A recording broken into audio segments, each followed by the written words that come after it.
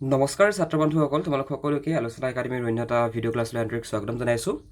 বংগ বিভাজন আৰু স্বদেশী আন্দোলন এই পাঠটোৰ তোমালোকৰ যিকেইটা পাঠভিত্তিক প্ৰশ্ন আছে এই কিতাপখনত প্ৰত্যেকটো প্ৰশ্নৰ উত্তৰ তোমালোকে আজি এইটো ভিডিঅ' ক্লাছত পাবা। আৰু এই প্ৰশ্নকেইটাৰ পৰা তোমালোকৰ পৰীক্ষাত MCQ অৰ্থাৎ মাল্টিপল চইচ কুৱেশ্যন আমি আহি থকা দেখিবলৈ পাইছোঁ। ঠিক আছে। আৰু ভাইটি ভণ্টিসকল, তোমালোকৰ যিসকল ছাত্ৰ ছাত্ৰীয়ে সমাজ বিজ্ঞান বিষয়টো অলপ কমপ্লিকেটেড পোৱা, অলপ টান পোৱা, তোমালোকে যদি সমাজ বিজ্ঞান বিষয়টো ঘৰতে থাকি ৰাজনীতি বিজ্ঞান, অৰ্থনীতি বিজ্ঞান, ভূগোল আৰু ইতিহাসৰ ক্লাছসমূহ কৰিবলৈ যদি ইচ্ছা কৰিছা, তেনেহ'লে অনুগ্ৰহ কৰি মা দেউতাৰ অনুমতি লোৱাৰ পাছত স্ক্ৰীনত যিটো হোৱাটছএপ নাম্বাৰ দেখিছা ইয়াত ফোন কৰা তোমালোকে। আমাৰ ফালৰ পৰা যদি তোমালোকে সমাজ বিজ্ঞানৰ ক্লাছটো কৰা, তেনেহ'লে প্ৰত্যেকটো চেপ্টাৰ ভালদৰে বুজাই দিয়াৰ লগতে পাঠৰ ভিতৰৰ প্ৰশ্ন, বিশেষকৈ মাল্টিপল চইচ কুৱেশ্যনৰ ওপৰত আমি বিশেষ ফ'কাছ ৰাখোঁ। গতিকে যিসকল ছাত্ৰ ছাত্ৰী সমাজ বিজ্ঞান বিষয়টো টান পোৱা আৰু এটা অনলাইন ক্লাছ বিচাৰি আছা, আমালৈ যোগাযোগ কৰা, আমালৈ ফোন কৰা তোমালোকে। আমি তোমালোকক সম্পূৰ্ণভাৱে সহায় আগবঢ়াম। অ'কে, এতিয়া ব'লা আমি আমাৰ ক্লাছটোৰ ফালে আগবাঢ়োঁ। এক নম্বৰ প্ৰশ্নটো হৈছে যে কি বংগ বিভাজন কোনগৰাকী ভাইচৰয়ৰ কালত সংঘটিত হৈছিল? One of the most important প্ৰশ্ন হয় আৰু এই প্ৰশ্নটো তোমালোকৰ পৰীক্ষাত মাল্টিপল চইচ কুৱেশ্যনতো আহে। ঠিক আছে, তোমালোকক তলত অপশ্যন দি দিব যে লৰ্ড কাৰ্জন নতুবা বিভিন্ন ধৰণৰ মানুহৰ নাম দি দিব। গতিকে মনত ৰাখিবা যে বংগ বিভাজন লৰ্ড নেথানিয়েল কাৰ্জনৰ শাসনকালত সংঘটিত হৈছিল।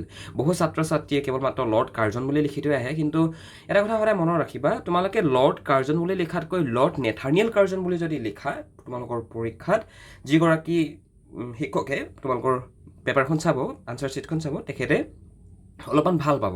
চ' সেইকাৰণে তোমালোকে লৰ্ড নেথানিয়েল কাৰ্জন সম্পূৰ্ণ নামটো লিখিবা।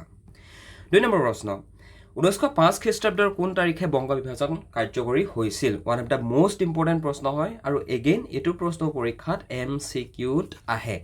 অপশ্যন দি দিব, তোমালোকে শুদ্ধ অপশ্যনত ৰাইট চিন দিব লাগিব। আৰু এটা কথা মনত ৰাখিবা, তোমালোকে যিহেতু ক্লাছ 10লৈ নতুনকৈ উত্তীৰ্ণ হৈছা, 45% মাৰ্কছ তোমালোকৰ মাল্টিপল চইচ কুৱেশ্যন আহিব আৰু বাকী 45 আহিব তোমালোকৰ লং টাইপ কুৱেশ্যনত। আৰু তোমালোকে মাল্টিপল চইচ কুৱেশ্যনতো পাছ কৰিব লাগিব, দীঘলখিনিতো পাছ কৰিব লাগিব। চ' সেইটো কাৰণে তোমালোকে যিমান পাৰা সিমান কনচেপচুৱেল লাৰ্ণিং কৰিবা। অ'কে, চ' 1905 খ্ৰীষ্টাব্দৰ কোন তাৰিখে বংগ বিভাজন কাৰ্যকৰী হৈছিল? উত্তৰত লিখিবা 16 অক্টোবৰ তাৰিখে। 1905 খ্ৰীষ্টাব্দৰ 16 অক্টোবৰ তাৰিখে বংগ বিভাজন কাৰ্যকৰী কৰা হৈছিল।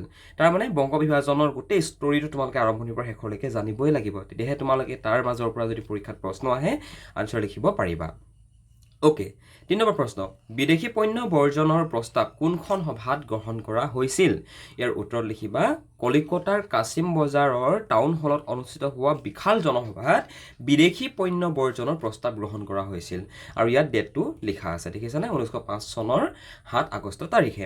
এতিয়া বিদেশী পণ্য বৰ্জন মানে কি? বিদেশী পণ্য বৰ্জন যে পালা তাৰ মানে কি?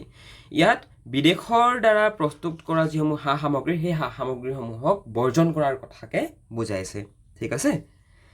অ'কে, নেক্সট প্ৰশ্নটো মন কৰা, স্বদেশী আন্দোলনৰ সময়ছোৱাত যুগান্তৰ নামৰ সংবাদপত্ৰখন সম্পাদনা কোনে কৰিছিল?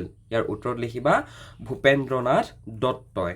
স্বদেশী আন্দোলনৰ সময়ত যুগান্তৰ নামৰ যিখন সংবাদপত্ৰ, এই সংবাদপত্ৰখন ভূপেন্দ্ৰনাথ দত্তই সম্পাদনা কৰিছিল।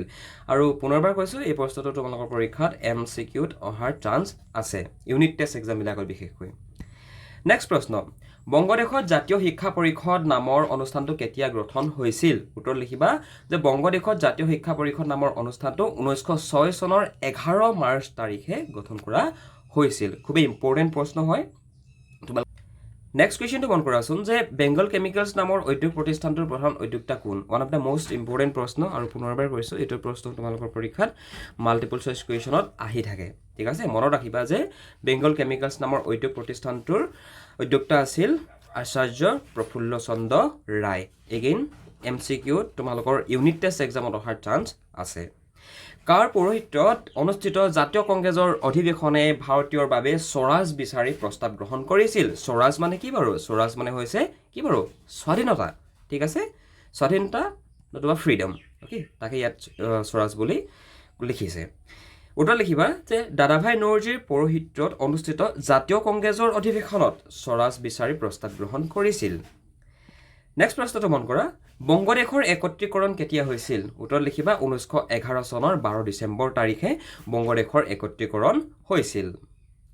এইখিনি আছিল তোমালোকৰ খুব শ্বৰ্ট প্ৰশ্ন নেক্সট ভিডিঅ' ক্লাছটোত তোমালোকে দীঘল উত্তৰৰ প্ৰশ্ন শাৰীটোৰ পৰা পাবা আৰু দীঘল উত্তৰৰ প্ৰশ্ন শাৰীটোৰ এই ছেকশ্যনটো তোমালোকে যদি এক্সেছ কৰিবলৈ বিচৰা তেনেহ'লে তোমালোকে আমাৰ প্ৰিমিয়াম কোৰ্চত জইন হ'ব লাগিব জইন কৰিবৰ কাৰণে তোমালোকে ইয়াত থকা নাম্বাৰটোত ফোন কৰিব নতুবা মেছেজ কৰিব পাৰা আৰু তাৰ পৰৱৰ্তী পৰ্যায়ত এডমিশ্যন লৈ তোমালোকে এই ক্লাছসমূহ এটেণ্ড কৰিব পাৰিবা ঠিক আছে thank you so' much for ৱাচিং দিছ ভিডিঅ' ক্লাছ আপোনালোকৰ বাবে এটা এনাউন্সমেণ্ট আছে আৰু সেইটো হ'ল আমি আছাম বৰ্ডৰ ক্লাছ 10ৰ ষ্টুডেণ্টৰ বাবে মেথমেটিক্স ছাবজেক্টত আছামিছ আৰু ইংলিছ দুইটা মিডিয়ামৰ বাবে প্ৰায় 200+ লাইভ আৰু ৰেকৰ্ডেড ক্লাছ লৈ আনিছোঁ ক্লাছত টেক্সট বুকৰ কুৱেশ্যনৰ লগতে 1500+ MCQ প্ৰেক্টিছ কৰা হ'ব আৰু লগতে HSLC আৰু test paper PIQ notes mind maps আৰু আটাইতকৈ ইম্পৰ্টেণ্ট মক টেষ্ট পাবা গতিকে এতিয়াই ডেছক্ৰিপশ্যনত থকা নাম্বাৰত কল বা হোৱাটছআপ কৰিবা আৰু ক্লাছৰ এনৰলমেণ্টৰ বাবে আমাৰ অফিচিয়েল এপ এডুষ্টেশ্যন স্কুল ইনষ্টল কৰি ল'বা ডেছক্ৰিপশ্যনত থকা লিংকৰ পৰা থেংক ইউ